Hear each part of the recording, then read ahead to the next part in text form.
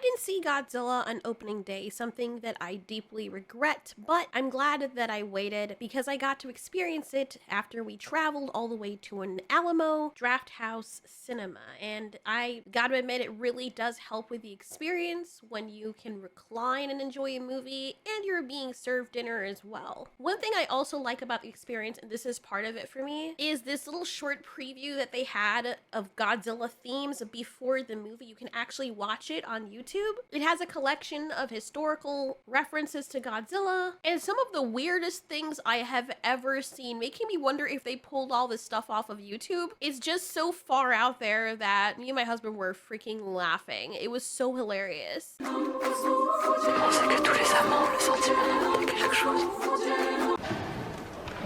Okay.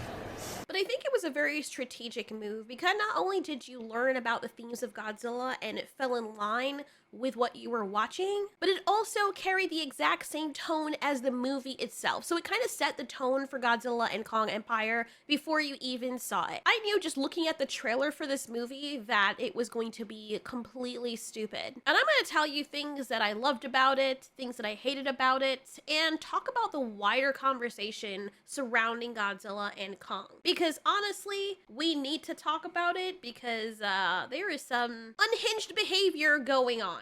Firstly, the movie was bombastic. And yes, as per the title, it was freaking stupid, but it worked. It worked because of the type of movie it is. And I don't say that about a lot of movies. Not every movie can do stupid right. There are some movies where they're just stupid just for stupid sake, or they're trying too hard to be stupid and they come off as haphazard, spurious productions that are trying to copy the work of something else. And you can take inspirations from works. There's nothing wrong with that. But then when you're coming off of a franchise like the original Jurassic Park movies, and then you turn the later movies into these mid-tier quality ultra versions of B movies where everything ceases to make sense while still carrying the name of the original franchise that people took seriously and crafted a coherent story, even though it has issues too. But you see the tone of those original movies that these sequels are based of, and it just feels very irreverent. And where it can work, I feel like for some franchises, it just completely falls apart. Then the franchise turns into a shell of its former glory to the point of parody. Make her stop! It's all wonder. Monica, she blasted you halfway across New Jersey. And I survived because she chose to protect me. She's holding thousands of people hostage. And it could have been thousands more if she hadn't put up her own quarantine. You did it on your own. You had rings around them. You're amazing. But it's only set us back a bit. You have to stop calling them terrorists.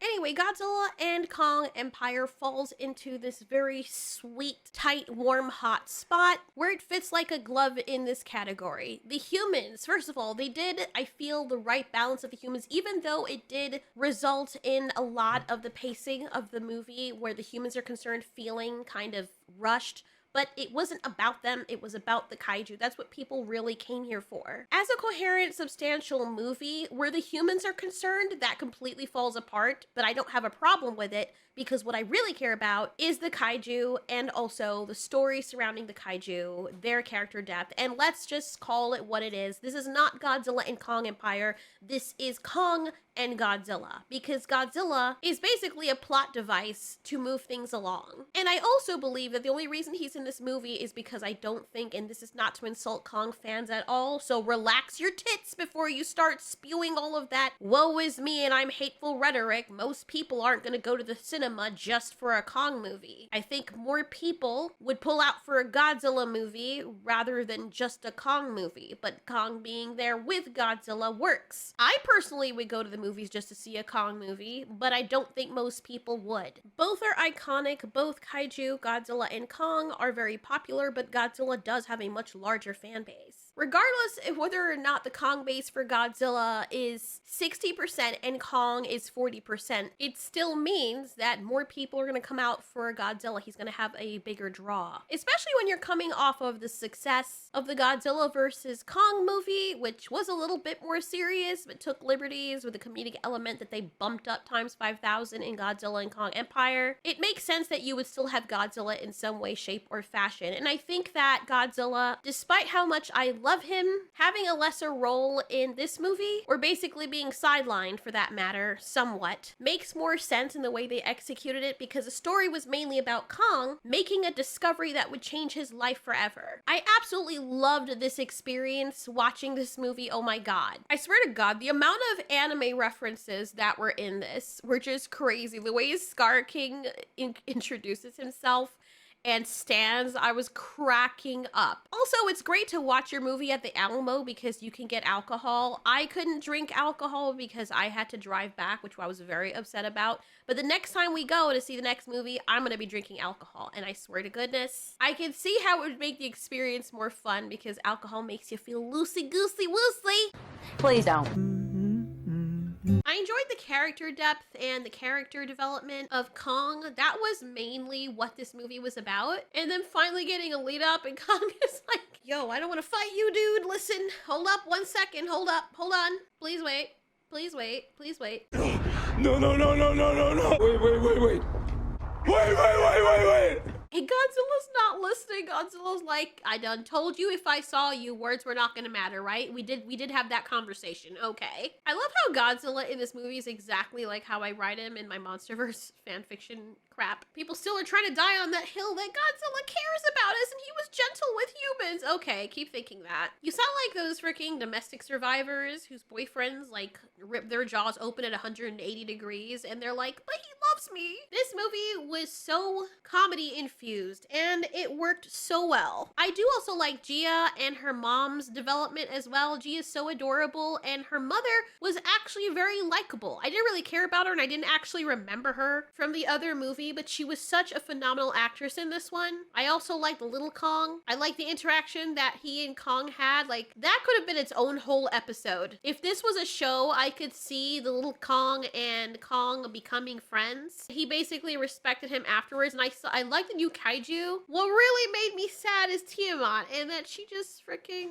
Godzilla just, dude, like, he didn't even think about it. He was just like, okay, look, I need something, and you happen to have it, so I'm gonna take it from you, but to do that, you kind of have to, like, be deceased. So, I mean, that's how this happens. Sorry, though. Gotta do what I gotta do. Gotta take one for the team. I almost cried at that scene because she's so beautiful, and we just got to meet her, and she was sleeping and minding her own business, and then he's all like, I need your life force right now, and she's like, excuse me? And he just like, yeah, you heard me. And then you just see pieces of her body floating the top in several sections, and I just feel so bad. Like, that's all we got, really? I also enjoyed the movie a lot more because I avoided the TV spot, so nothing was really spoiled past the first two trailers. People might think that matters, but it matters a lot to me, and I realized what it was like when I watched Dominion and the other Godzilla movie. So I recognize if you're gonna watch this movie, just stay away from other clips about it because it will ruin everything. One thing my husband pointed out, and I noticed this as well, there were some scaling issues with Godzilla and Kong Empire. 1 minute Shimo is really huge. The next she's a small little puppy. And like in this scene right here, I don't know, Godzilla just got smaller when he absorbed Tiamat, but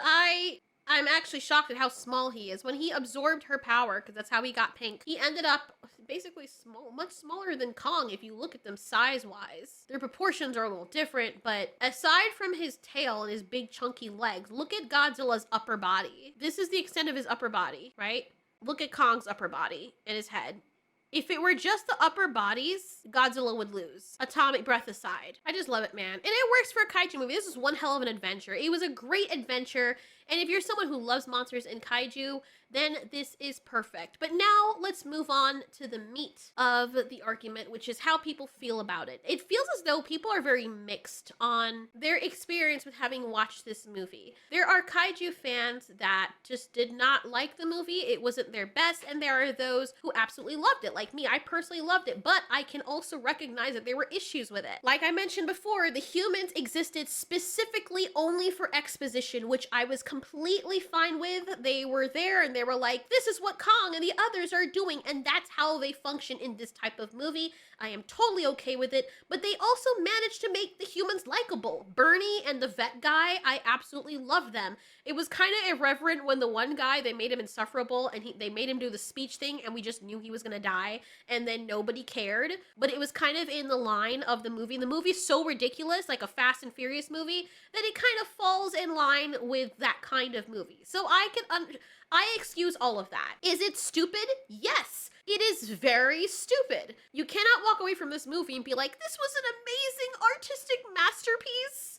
It was so reverent and poignant and sincere. Like, no, that's not the type of movie this is. And that's okay. You can still acknowledge that something is ridiculous. There's people who love the Sharknado movies and they're freaking dumb. They're dumb as rocks. And it works because of kind of movies they are. And Asylum has kind of adopted that title that people have given them, as well as other movies that fall within this category because they are ridiculous. There's no way to take a movie like this freaking seriously. And just like Nicolas Cage has completely embraced the role of being a bizarre actor that people don't take seriously, and that resulted him in becoming actually well loved because of it and more popular because he embraced the fact that that's the role he fits, which was very smart. I think the MonsterVerse franchise has done the same. And the 2014 movie had its stupid issues as well. And the one thing I can say about the directors of these MonsterVerse movies is that they learned. They learned over time what the fans want. They heard what we said.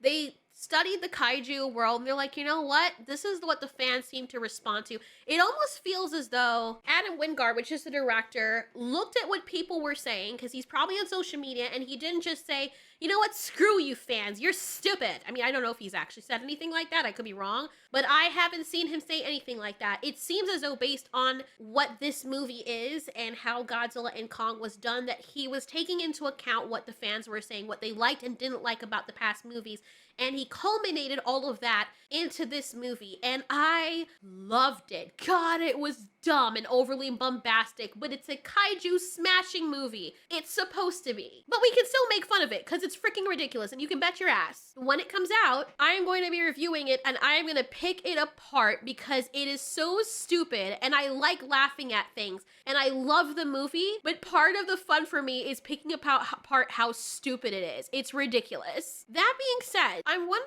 if the majority of the Godzilla fan base consists of 9-year-old kids or something, because there are a few Godzilla fans and non-fans alike who said they didn't like this movie, and people just absolutely lost their mind. Like, their brains just straight up turned into cottage cheese. It's okay for someone to criticize something, and it's okay for people to criticize that person for criticizing something. But I've watched a movie critic's review, and I was cracking up because he personally didn't like the movie. At least he didn't like it as much as the previous movie, Godzilla vs. Kong. Now, I can see where he's coming from, and I can find the humor in his content. I mean, his channel name is The Movie Cynic. I mean, I don't know if that was lost on some people. And I'm not trying to come out and like defend him because we're friends or anything. I don't know this guy in real life, even though we've talked. What I am defending, however, is the right for someone to speak their opinion without other people attacking them for it. Now, I understand if people are criticizing his opinion, but people are straight up in the comments calling themselves Godzilla fans and insulting him, name calling, and leaving such criticisms that are not really criticisms, but more so, hey, shut up, and just like it because we like it kind of comments. Basically threatening the bully treatment. People are also referencing the Dr. Skipper thing. I watched the Dr. Skipper stuff, and even though that guy's great at editing, yes, he made a whole essay based on research when he didn't research. He wasn't just talking about his opinion on something,